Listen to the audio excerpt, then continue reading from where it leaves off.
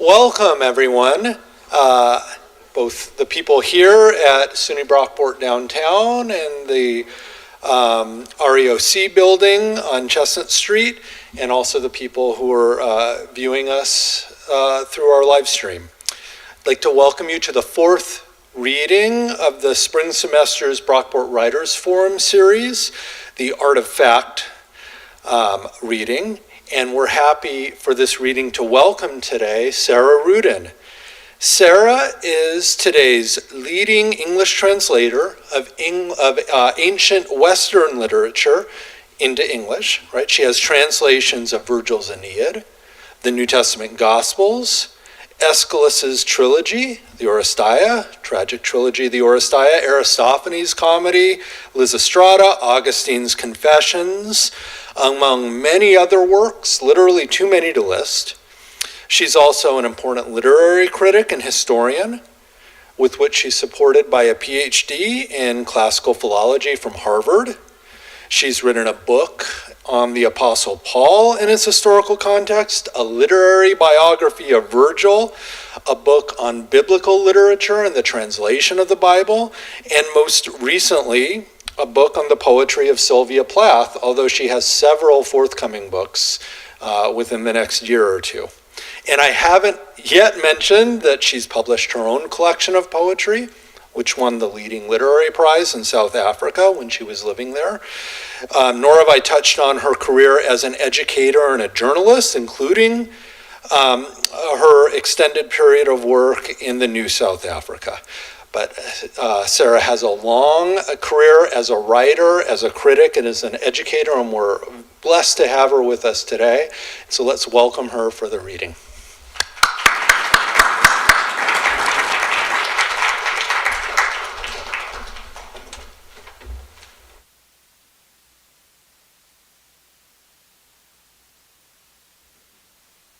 Thank you so much. Thank you, Austin, for that very generous introduction. Thank you, everybody, for turning out in the cold. It's been a wonderful, wonderful visit for me in your community. I have enjoyed everything, and it's been really delightful. And I'm sorry about the cough drop in my cheek. I hope it doesn't ruin the reading. My voice is kind of approaching capacity, so I'm gonna suck on this sweet and then on another. Sorry about that. I am going to start with some poetry, and I get very, very few chances to read my poetry. I haven't written much in recent years. I originally, for many years, I considered myself mainly a poet. I learned traditional forms really young, and they were reinforced by my study of classics. And this is the way I love to write in this genre. This poem is called Teaching, and I wrote it for one of my professors at Harvard. His name was W.V. Clausen, and he was a very great scholar. You, by the window here with me, who never spoke to me before, but called me in when I went by your office door. You are a stranger. Why insist I see what stands below your window there, the white tree? The spring went by like a dull rain of, it is gone, you cannot have it, we will have to see. And then you showed me this, the glittering tree, which stands out in an open place for anyone at all to see. And now I am that anyone, since when he looks for love of me, and I for love of him at the flowering tree. It is so hard to say, so plain to see, but you have made it speak. It speaks through me, the vivid tree.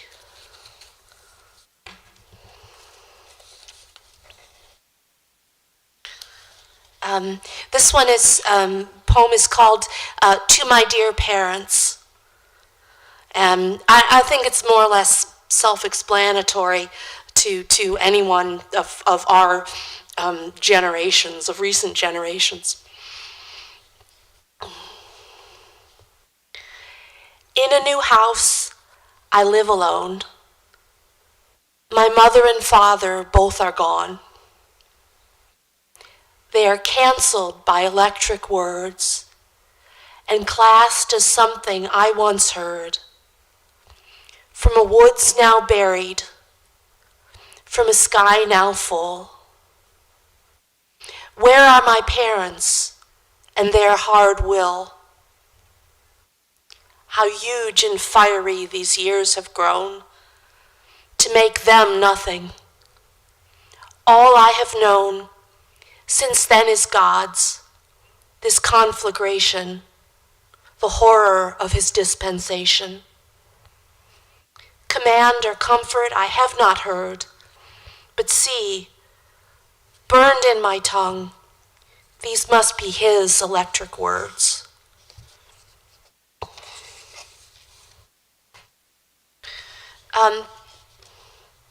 This one is called The Trojan King Priam Visits Achilles in the Greek Camp.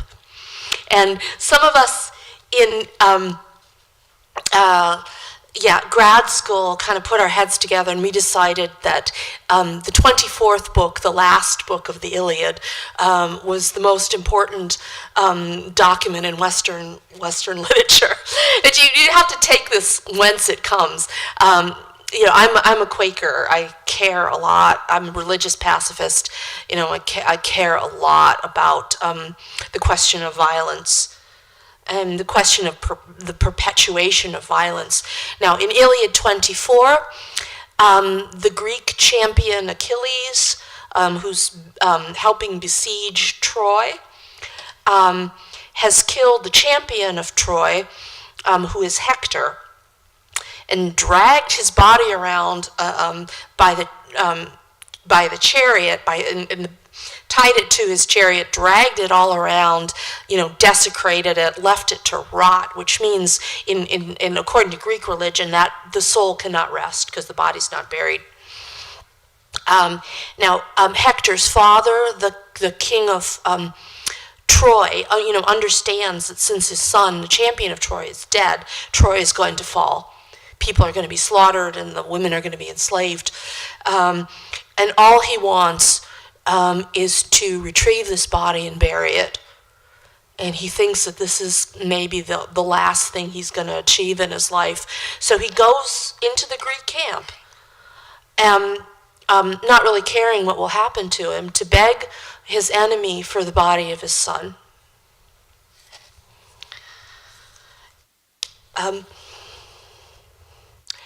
Remember your own father, said the king, and send my dead son home with me. Lay bare the fields you walked through when you were a child. There is no offering and no asking there, but only growth and withering reconciled. I am your other father, said the king. Remember your own father, said the king, who made a sleeping child, a wind of stone, a ghost of fathers gone, who kept for you that spattered masonry. For you alone, the sword blade nudged the belly, pushing through. He taught you how to murder, said the king. Remember your own father, said the king. Achilles clutched the old man's hair and cried, then let him go again, not knowing whether it was himself or Hector who had died. The two men sat apart and wept together. I am my own son's murderer, said the king.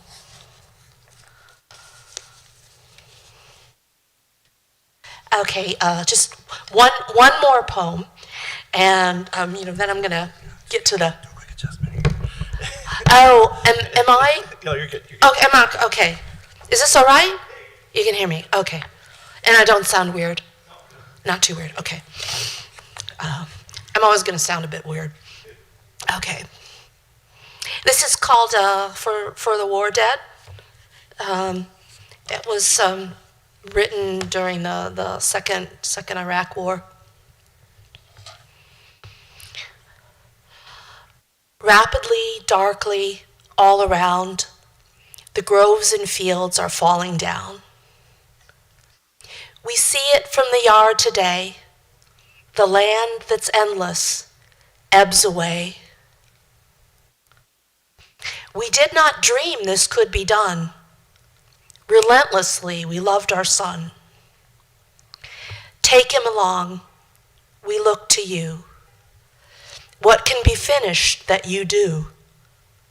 It lies on stone, this woods, this hill. It is as lasting as your will. But neither can this be undone. The scar, our passion for our son. Okay, let's go to something a little lighter. Let's see.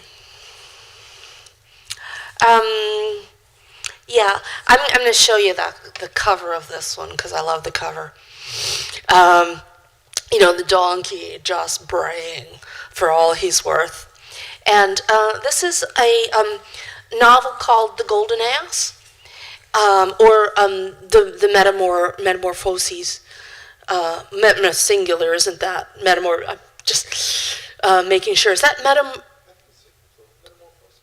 Yeah. This is the first complete Latin novel that we have.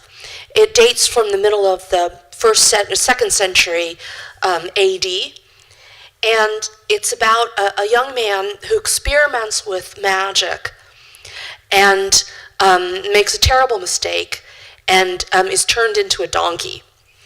So he experiences the world as a donkey for quite a long time. And many times in places, his suffering is quite horrible. And in this scene, he's been very shortly after he's turned into a donkey, a group of bandits raid the house where he had been staying, and they kill everyone there. They loot the house. They pile the loot on top of the horses and donkeys that they find there, including this animal here. And take him, beat him savagely, rush him, along the road.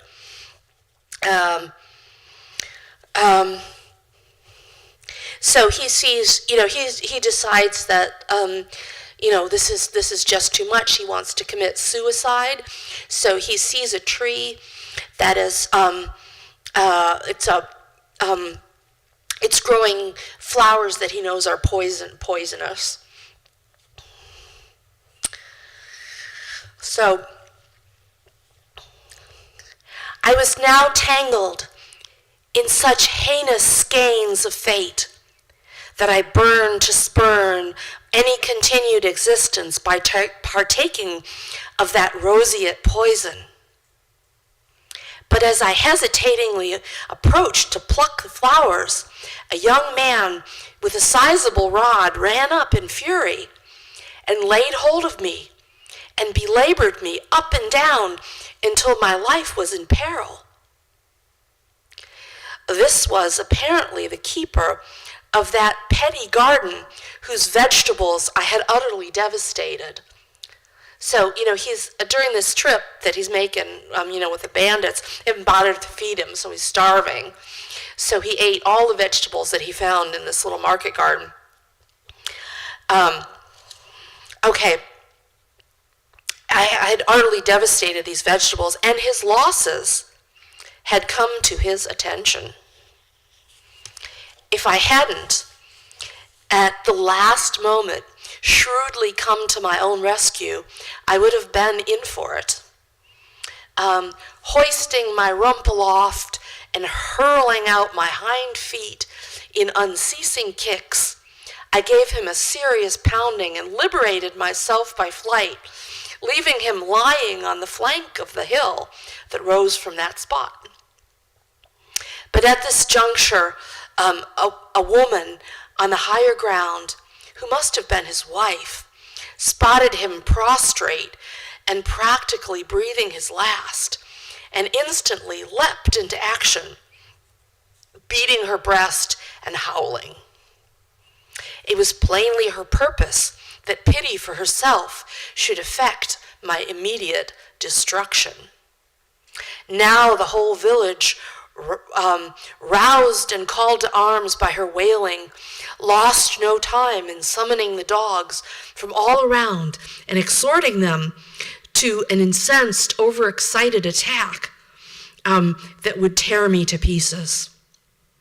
On these grounds, therefore, it was hard to doubt that I was on the brink of death. I saw the dogs charging at me, their hackles up, and they were the big type, and they came in a large pack, and they were better suited for dueling with bears and lions than with me.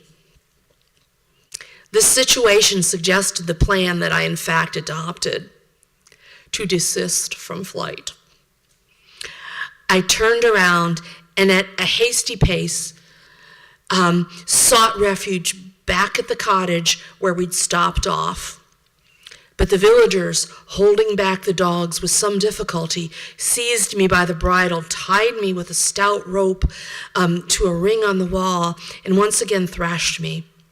This time they certainly would have finished me off, had not my belly, cramping from the pain of the blows, overflowing with those raw vegetables, and sick with the slippery flux that burst forth as from a water pipe, spattered some of them with fluid in its filthiest form, a liquid of last resort, while others were driven away from my battered withers by the stench of the stink of the reek. So, this nobody has more sort of interesting, over-the-top style than Apuleius. He was just a great genius, and so he's often presenting parodies of other literature. And this, you can see, has lots of parody of battle literature. It's sort of a heroic flight, but it's about some peasants, and a donkey who ends up, spraying them with poop. And on it goes in the same vein. I mean, it's such a wonderful book, and so ironic in so many ways. One of the sweetest, tenderest scenes in the book is the scene in which the donkey has sex with a noble woman, who has rented him and discreetly, showed up at his quarters, and and they have just a wonderful time together.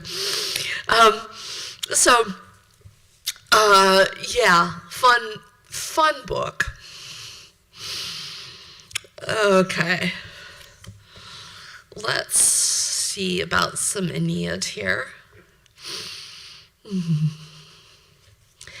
Okay, yeah, this is the Aeneid. This is the second edition, so it's like extensively revised. Just very basics on the background of this story. Troy has fallen, and some Trojans get away as refugees. Their leader is a Trojan prince called Aeneas, and he is fated to create a second Troy, which will turn out to be Rome, in Italy. But he doesn't actually know where he's headed for quite a long time, and so he's fleeing across the Mediterranean, having a really rough time, and not really knowing which way is which, and with his poor group of refugees. And the Aeneid reprises a lot of Homer, so in a fairly grim and ironic way sometimes. So this group of refugees arrive at the island of the Cyclopses. And, instead of that sort of comic tale of getting the better of Polyphemus, the Cyclops, what they find that's most important on this island is they find a Greek refugee. They find somebody left over from the Greek army that besieged Troy for 10 years. And this man has been abandoned and has been living rough among the Cyclopses, the monsters.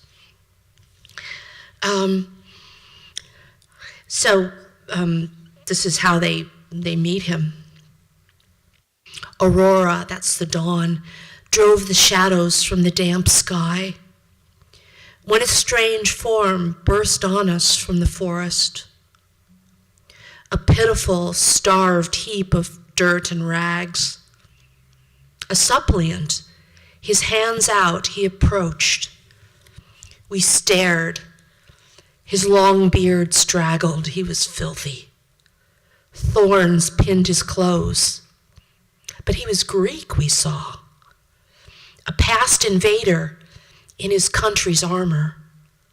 He'd seen our Trojan clothes and arms already and halted for a little while in terror. Then he came rushing forward to the shore, weeping and pleading. By the stars, the gods, the sky that gives us shining air to breathe, take me on board to my country, Trojans. That is enough. I sailed in that Greek fleet, and I attacked your homes. Yes, I admit it. If my crime is too great, then scatter me across the waves and sink me in the vast deep. Give me the joy of death at human hands. He clutched my knees in an unyielding grovel. I strove to draw from him his name and lineage, and then the story of his misery. Anchises, that's Aeneas' father, quickly gave the youth his right hand, a ready sign of friendship, lending courage. At last, he let his terror go and spoke. I'm Achaemenides. Luckless Ulysses took me to Troy. My father, Adamastus, was poor. I wish I'd stayed in poverty. My friends forgot me in their fear and left me in the Cyclops' monstrous cavern when they stole out of the savage door. That huge dark house is fouled with gory food. He towers, striking the stars. Gods, rid the world of such a plague. Who'd want to speak to him or look at him? He eats poor human entrails and black blood. In the middle of his cave, I saw him lying. He put his giant hand on two of us and smashed them on a rock. The cavern's entrance ran with sprayed blood. I saw him chewing bodies, black with their own gore, while their limbs still quivered. He paid. Ulysses acted like the hero he was and took a great defiant risk. The Cyclops, stuffed with food and sunk in wine, stretched his great length across the cave and laid down his lolling head and slept and vomited blood, wine, and gory fragments. We beseeched the holy powers, drew lots for tasks, and swarmed around him. With a sharpened spike, we pierced the single eye beneath his brutal brow. Sun big as a shield an Argive carries. The joy when we avenged our comrades' ghosts. But run, poor people, slash your mooring cables, get away. As huge as Polyphemus in his cave, shutting his woolly herds in pens for milking, 100 Cyclopes are on the loose, on this curved shore and wander in these mountains. And now the third moon fills its horns with light, tally of time endured deep in these woods, among beast dens. From cliffs I see the monsters. I tremble when I hear their steps and voices. Trees give me miserable fodder, berries and stony cornels, and I pull at roots. Yours are the first ships I have known to land here in all my watching, and at any price I submit to escape this evil race. Grant any death you like and take my spirit. Just as he finished, we saw Polyphemus himself, high on a hill among his herd, his great bulk moving toward the shore he knew. A massive, hideous monster, though now blinded. A pine log led his hand and braced his steps. The woolly ewes, his sole delight and comfort, followed him. He waded to the deep and level water to wash the scooped-out sockets running matter, grinding his teeth and groaning. Now he strode far out, but no waves wet his towering flanks. Away we scrambled with the suppliant, poor man. With stealth we cut the ropes and rode flat out, churning the surface frantically. He wrenched his footsteps toward the sound we made, but couldn't get his grasping hands on us. We were too fast on the Ionian currents. His roar shook every wave on that wide sea. Inland, through Italy, it sent its terror and bellowed in the arching caves of Etna. All of the Cyclops tribe, roused by the noise, ran from the woods and hills to fill the beach. We saw the clan of Etna standing there, each with a cloud-high head and one wild eye, grim counsel, like the oaks that fill the ether, or cone-hung cypresses, like mountain forests of Jove, like groves in which Diana hunts. Our terror drove us headlong, anywhere. We let the sails out for the wind to take. Okay. How am I doing for time here? Okay, yeah.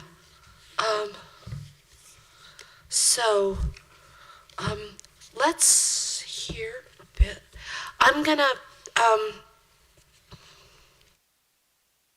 think, read you some Sylvia Plath, because it's in my new book on Sylvia Plath. I got a chance to pick out my 6 favorite poems of hers and comment on them, write about them. I'm not gonna, I think, go into that too deeply. I really want you to, hear some Sylvia Plath. So this poem is called You're, Y-O-U''re, you are. And it was written by Sylvia Plath when she was pregnant with her first baby. Clown-like, happiest on your hands, feet to the stars and moon-skulled, gilled like a fish, a common sense thumbs down on the dodo's mode, wrapped up in yourself like a spool, trawling your dark as owls do, mute as a turnip from the 4th of July to All Fool's Day. That's okay, the 1st of April. And her baby, Frida Plath, actually was born on the 1st of April. She got it exactly right. Oh, high riser, my little loaf. Vague as fog and looked for like mail. Farther off than Australia, bent-backed Atlas, our traveled prawn, snug as a bug and at home like a sprat in a pickle jug, a creel of eels, all ripples, jumpy as a Mexican bean. Right, like a well-done sum, a clean slate with your own face on. Okay, I think I've got time for one more. This isn't a very well-known Plath poem, but I included it in this collection because I really like it. It's just such a sarcastic and ultimately thoughtful poem. It's about, an experience that many of us will have had, the crap summer job that you get while you're at college.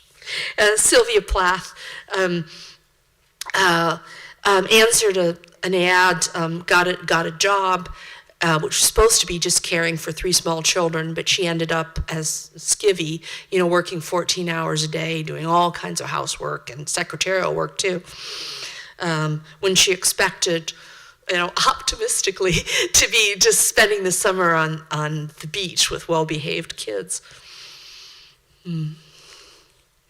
It is 10 years now since we rode to Children's Island. The sun flamed straight down that noon on the water off Marblehead. That summer we wore black glasses to hide our eyes. We were always crying in our spare rooms, little put-upon sisters, in the 2 huge white handsome houses in Swampscott. When the sweetheart from England arrived with her cream skin and Yardley cosmetics, I had to sleep in the same room with the baby on a too-short cot. And the 7-year-old wouldn't go out unless his jersey stripes matched the stripes of his socks. Oh, it was richness.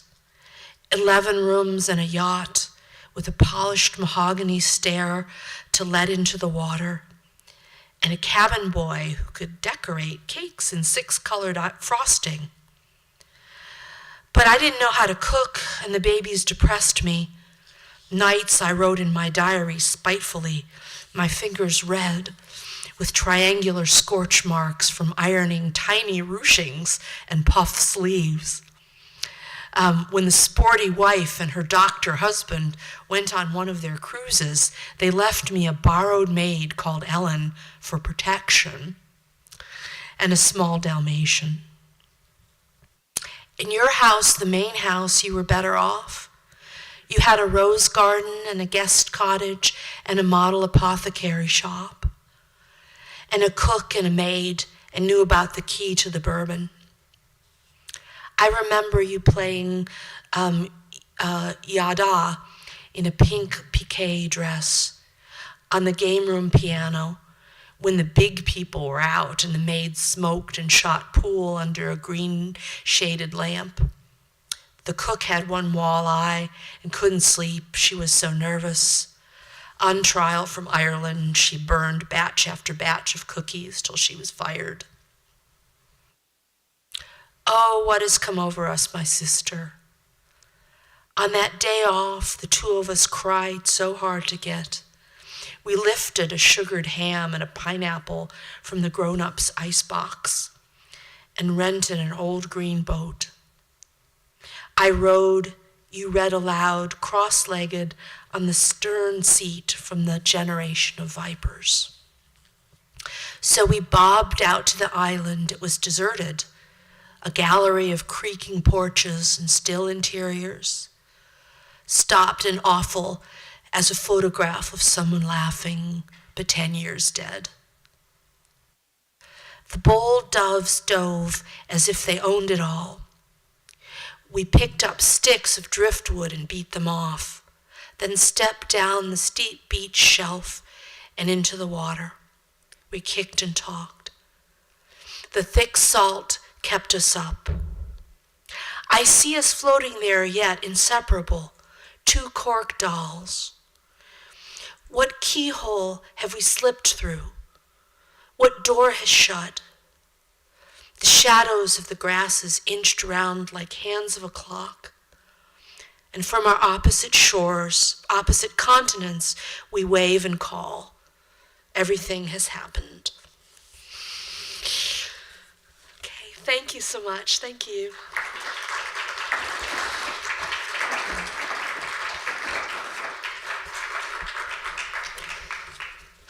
So we have time for questions, and feel free to pose questions about anything that Sarah has read, or about maybe people heard her interview earlier this afternoon where she spoke extensively about the Gospels. She'd be happy to answer questions about her Gospels translation.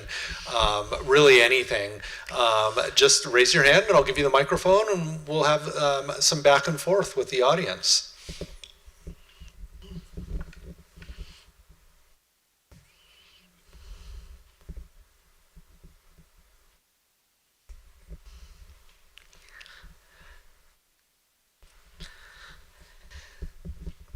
I have a very basic question just to get started. Is there any writer that you aspired to or like looked up to when you began the process of writing when you were a kid? Yeah,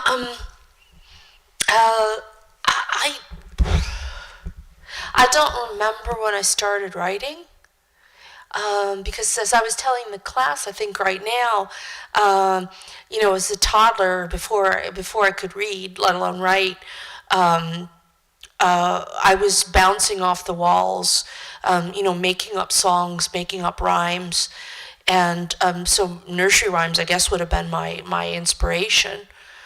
I learned. My parents were reading to me very young, so I would have known certain children's poetry, but I don't know what it was. My grandmother would sing to me. I've got no, memory of really what got me going. But by the age of 1, yeah, I was going.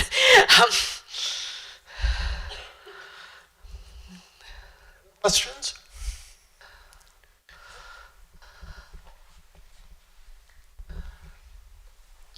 In your experience translating, I wonder, is there a particular word or concept in another language or a, quote unquote dead language that you really struggle to communicate to an English speaking audience? There are a bunch. A particularly difficult one is logos in the Gospels, particularly at the start of the Gospel of John. Logos means the word, but it doesn't. The really ironic thing about the standard interpretation of logos as word, or ho logos, the word, is that you look at a dictionary of ancient Greek, and there are pages on logos. It's a big book, big pages, page after page, all different definitions of logos. And it's about communication, argumentation, rationale. But alexeme is one thing that this word actually cannot mean. And this is announced, at the top of the entry. And it says, in so many words, pretty clearly, lexeme is the one thing that this thing cannot mean. But that didn't, I guess, matter when English translation of this word started. So it means something like the true account, the transcendent account, the reason that governs the world. So the book of John begins, anarche, ein ho logos, kai ho logos, ein pros ton theon. And in the beginning was the logos, the logos was toward the God, in like proximity to the God. Something, it's hard to translate that preposition, pros.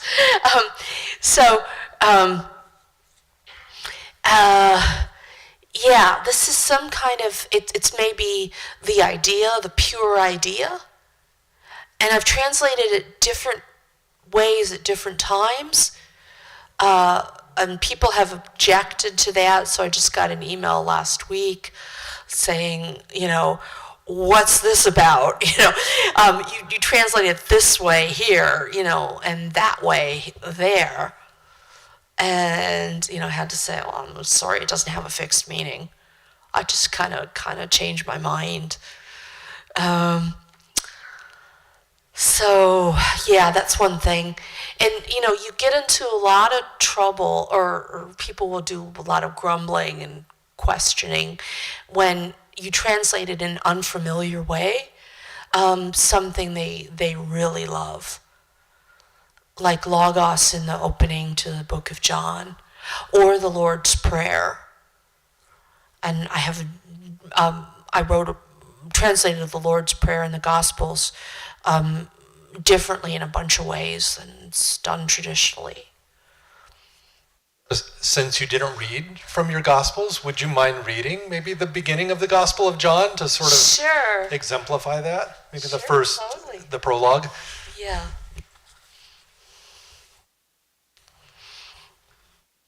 At the inauguration was the true account, and this true account was with God, and God was the true account. He was at the inauguration with God, because the Logos, it stands for Jesus. And Jesus is with God, God's Son comes down from God, but Jesus here is abstracted. Jesus is like a form of communication. It's really strange. So you take the word for he, and logos is masculine. Okay, so this works fine. It's not clear whether it's it, the word, or he, the person. Everything came into being through him, and apart from him, not even a single thing came into being. What came into being in him was life, and that life was the light of humankind. And the light appears radiant in the darkness, and the darkness did not take hold of it. There arose a man sent by God, and his name was Johannes, John. Okay, he came to give testimony, to testify about the light, so that everyone could believe through him. But he was not the light. Instead, he came to testify about the light. It was the true light, which, as it comes into the universe, gives light to every human being. And he was in the universe, and the universe arose through him, but the universe didn't recognize him. He came into what belonged to him, but the people who belonged to him didn't accept him for themselves. But to all those who accepted him, he gave the power to be born, children of God, if they trusted in his name. These are the people who have been engendered not in a blood relationship, and not from what the body wants, and not from what a husband wants, but from God. So this latter part plays with a Greek verb which means both, to be, to become, and to be born. And this ambiguity, I think, is deliberate. These meanings just slide between each other. The symbolism and the plain speech, they're just going back and forth. So the imagery of birth will come in there, but subtly. Other questions? Yeah.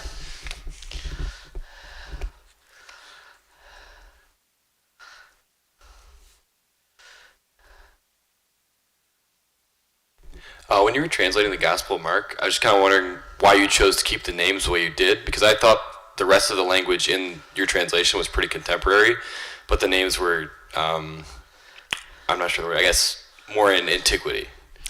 Yeah, I wanted to make the Gospel strange, because, there are huge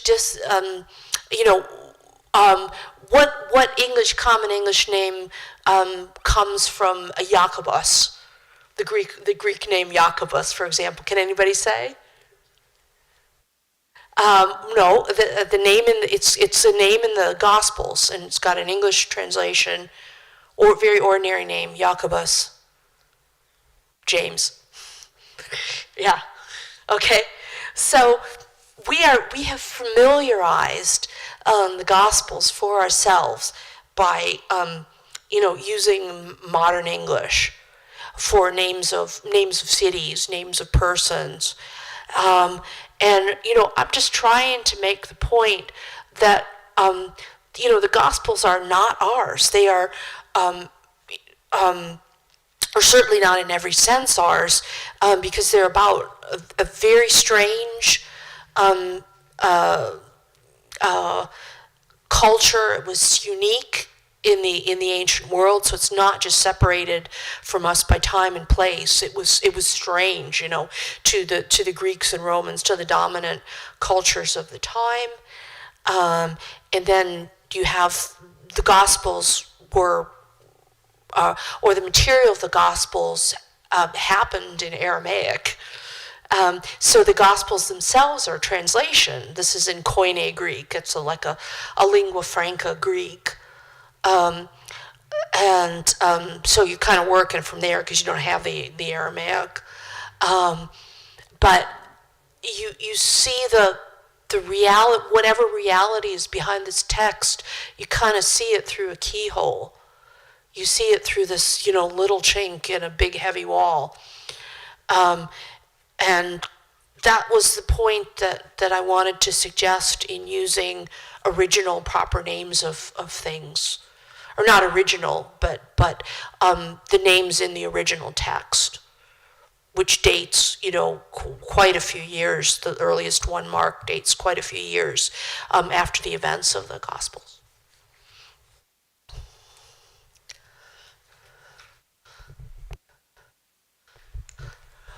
Why did you want to do a second edition of the Aeneid and revise it and update it? And what kind of revisions and changes did you make? I'm really curious about the process of deciding to sort of update your translation. Okay, what happened is, the Aeneid had, the first edition had been out, I don't know, 7 or 8 years, and I was contacted by an absolutely wonderful scholar, Susanna Bront, who is, she's now retired. She was at the University of British Columbia, and she was a specialist, or she still is a specialist in translation and in the Aeneid. And she said, Yeah, I really like your translation, but it's not really usable in the classroom. And she did a survey to confirm this. That people were not adopting this and assigning this because the first edition didn't have footnotes. It didn't have a proper introduction. It was just me kind of shooting off my mouth, about certain problems that interested me in this translation. And it doesn't have apparatus that you really want, like a good glossary of names and things like that. And she said, I'll do all this. I'll add all this to your Aeneid because I really like it and I want it to be usable for people who are not classicists, as an introduction to the Aeneid. And I said, well, I'm looking through this book, and I kind of hate my translation. I don't really think this is up to what it could be. I worked really hard on it, but there are parts I just can't stand anymore. And she said, we'll redo the whole thing, and I will help you. I will supervise your retranslation line by line by line, and we're gonna make this both more accurate and more beautiful. And I'm gonna basically donate a year of my life's work to your project. And I've never before in my career encountered that kind of selflessness. That kind of generosity and kind of large-minded interest in just contributing something to the culture or something. There was already something she liked. She wanted something better, and she didn't care how much work she put into it. She was, of course, teaching full-time. She had a big scholarly project she was doing too. So it wasn't like a year full-time, but it was a year. This project must have meant that she worked flat out for a whole year and had no spare time whatsoever. While her husband was struggling with multiple sclerosis. So, there are just astonishing people that you come across in your life. People who command your love and devotion, and Susanna Braun is that for me. Other questions? Did I see? Yeah.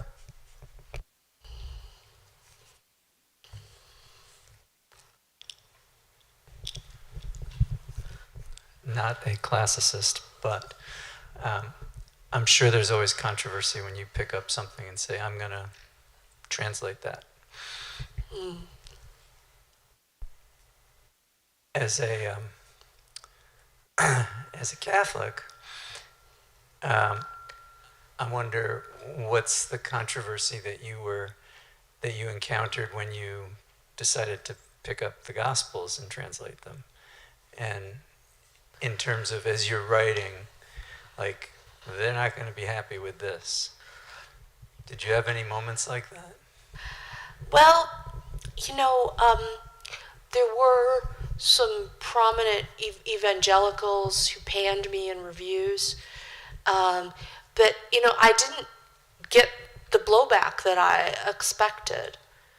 And in fact, it was, I meant, in part, I meant the New Gospels translation to be a sort of reproach to the far right of Christianity. And that group, I think, completely ignored me. And for merely conservative Christians have had, overall a very warm response to the Gospels, because it makes good sermon material and it makes good Sunday school material. So I I still get these communications, like get the emails that said, "Oh wow, thank you for this.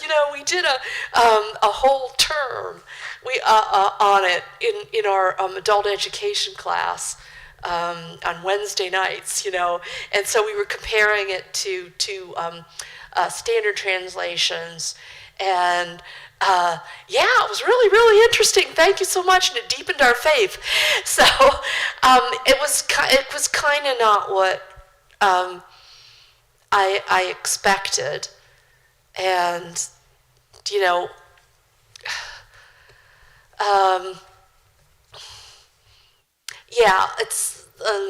I tell people that my husband, he has certain schemes for publicity for me. He wanted me to get in a bar fight with my Mennonite friends, and of course it's not going to happen. So the reception of the Gospels is kind of like, if I really tried hard to get in a bar fight with my Mennonite friends, and they were writing me greeting cards and saying, "Oh, we love you so much. What a cute idea." It really made us think. That's kind of the story of the Gospels reception among devout people. Most of them kind of like it, and they find it really stimulating. Yeah. I'll go now. Yeah. You kind of answered my question, but how do you deal with the can't say that word, publicity of being a distinguished author? Because my work tends to get me in trouble. So how do you deal with that? I don't know if I reached the level of distinguished author. I've had the privilege to know two Nobel laureates personally. I knew Shane Maschini. I was a student at Harvard, and he sort of continued as my correspondent and my patron. I was a colleague of the South African novelist J.M. Coetzee. We were neighbors. He was in one building. I was in the building beside it at the University of Cape Town, and I actually heard from him last week. He had some questions about gospel translation. Those are distinguished authors, not me. In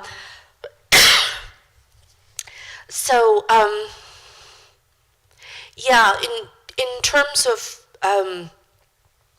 how I deal with things, there isn't that much to deal with. People can, find my University of Pennsylvania email, and they can write to me, and ask me questions. But it certainly doesn't feel like I'm distinguished. It's like, I have a question that they want answered, or they think that I can help them in some way with their work or with their community.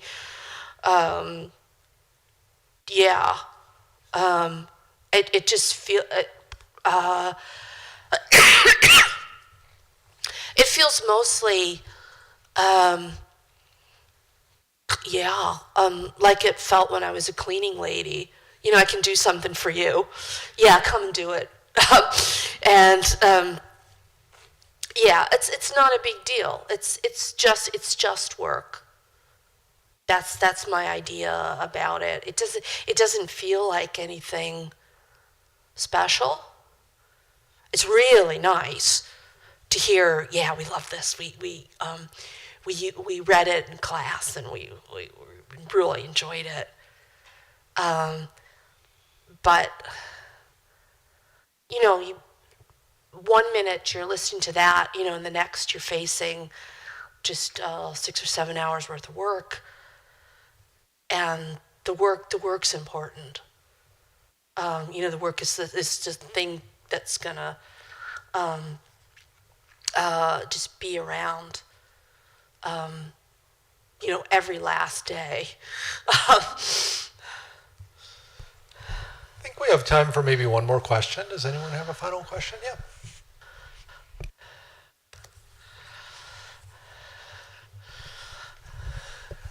I was curious, with Augustine's Confessions, what lesson or maybe what way do you wish that work influenced modern writing, especially memoirs and biographies today? Right.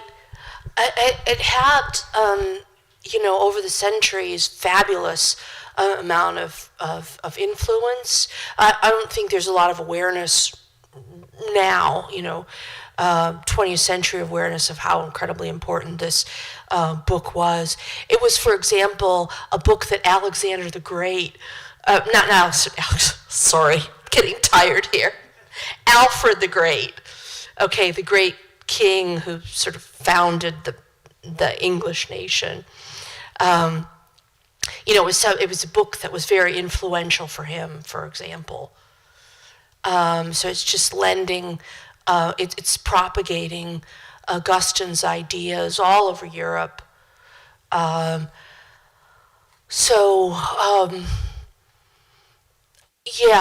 I think the form of the book was perhaps, the ideas, of course, were very important, but the form of the book, too. This was like, some people dispute whether this was the very first autobiography, but the other things that we could call autobiography were not, stunning in the way that the Confessions are. Because this doesn't come across, in standard translations, but this is a stylistic masterpiece.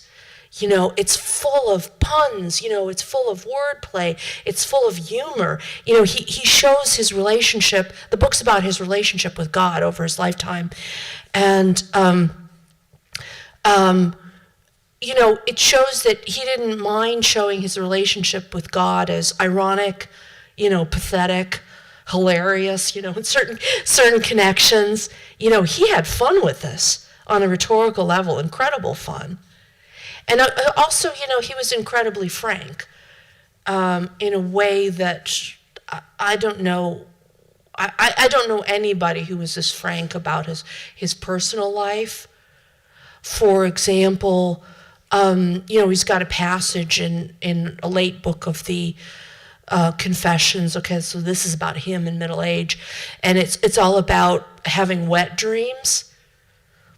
And what is the moral and theological meaning of having wet dreams? And how do we think of this, scientifically, philosophically, in terms of perception?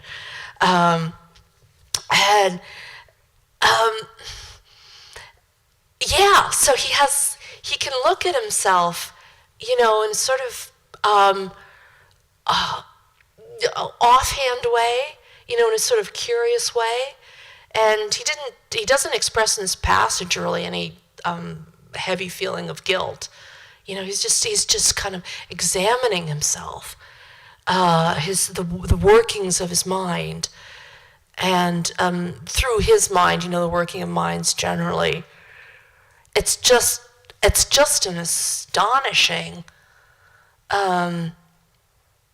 collection of memory and speculation and incredible thing. And so I would imagine that it was very stimulating for modern literature.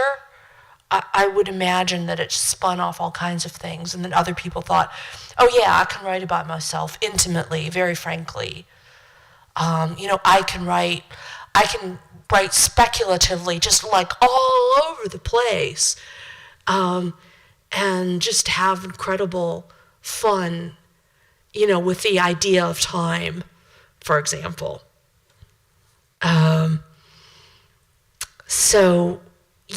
I think it's one of the foundational books for modern literature. It's like different from anything in the ancient world. Thank you very much.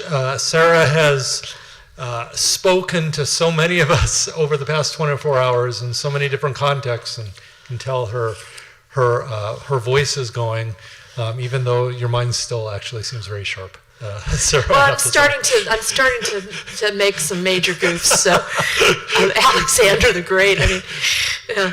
Augustine would have been very influential in that way, right? Yes. Anyway, let's give her a round of applause.